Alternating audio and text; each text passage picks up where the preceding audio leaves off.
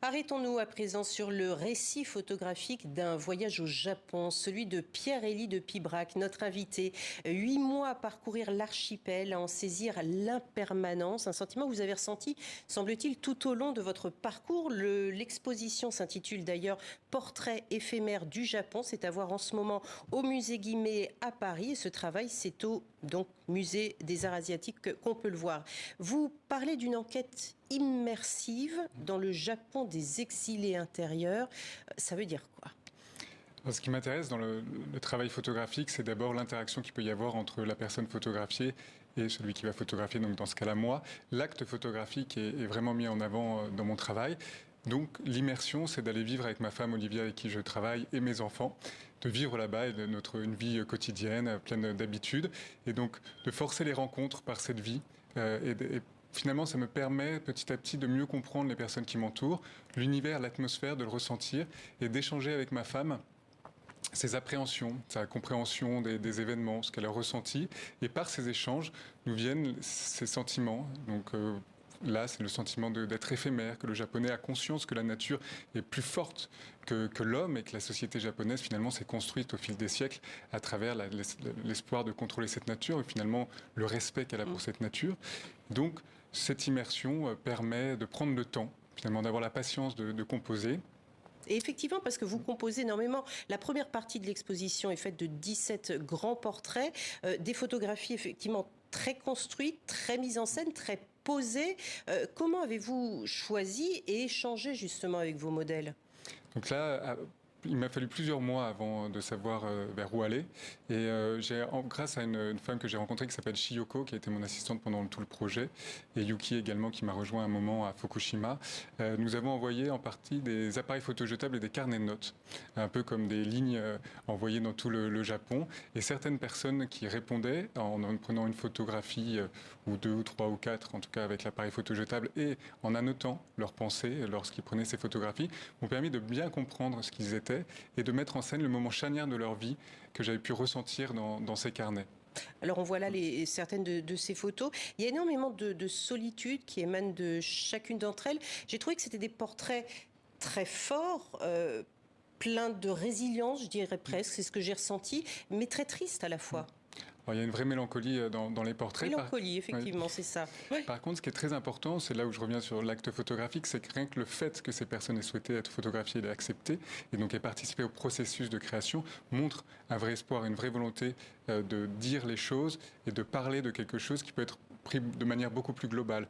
Parce que ce qui m'intéresse dans le projet, ce n'est pas du reportage, donc de dire qui est qui sur chaque photographie, mais par contre d'amener le visiteur, le regardant, à s'imaginer la scène d'avant, la scène d'après et ensuite de voir de manière globale. Effectivement, parce que il y a 4 portraits sur lesquels, dans l'exposition au musée Guimet, vous demandez aux visiteurs de s'arrêter. Je crois qu'on les a à l'image et vous demandez effectivement, et j'ai trouvé la démarche intéressante, de s'imaginer ce qui a bien pu précéder votre mise en scène finalement. Et on se pose du coup la question et on découvre l'œuvre différemment aussi, personnellement, je dirais presque.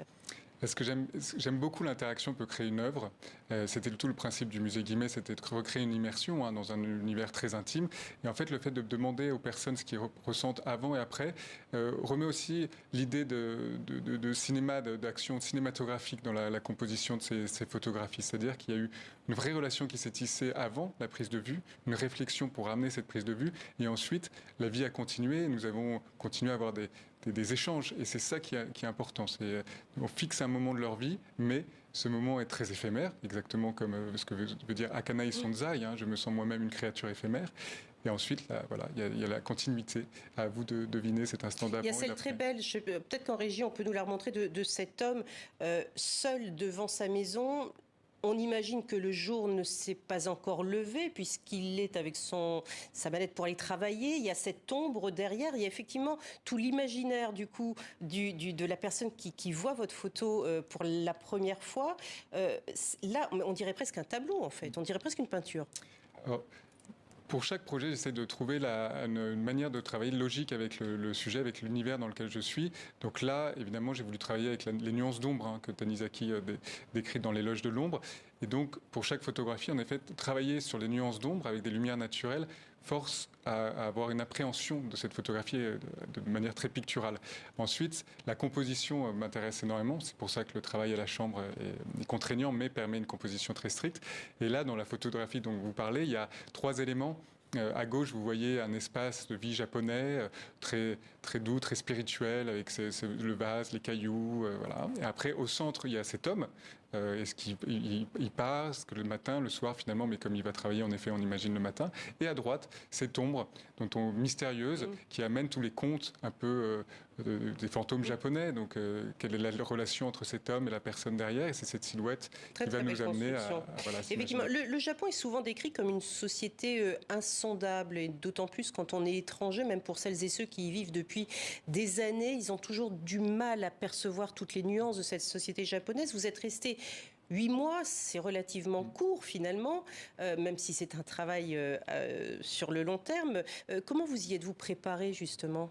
Alors, les projets à peu près durent 5 ans, donc 2 ans de préparation au préalable. Là, j'ai passé beaucoup de temps au musée Guimet, c'est pour ça que je suis ravi de pouvoir exposer au musée Guimet, finalement de boucler cette boucle de création et de réflexion. Ensuite, l'apprentissage de la langue, même si pour le coup le japonais est extrêmement dur. On n'a pas été très bon avec Olivia, mais on arrive à poser quelques questions et à comprendre en fait. C'est pourquoi cette manière de parler, ce langage. Beaucoup de lectures aussi, j'imagine, sur le Japon. Beaucoup de lectures, ça c'était très important. Surtout qu'en plus, une fois arrivé au Japon, après 2 mois et quelques, qui est le Covid, on s'est retrouvé bloqué à un certain moment. Et donc j'ai repris toutes ces lectures, et c'est de ces lectures qu'est venue l'envie, la capacité qu'on a eue avec Olivia de composer ces photographies en couleur.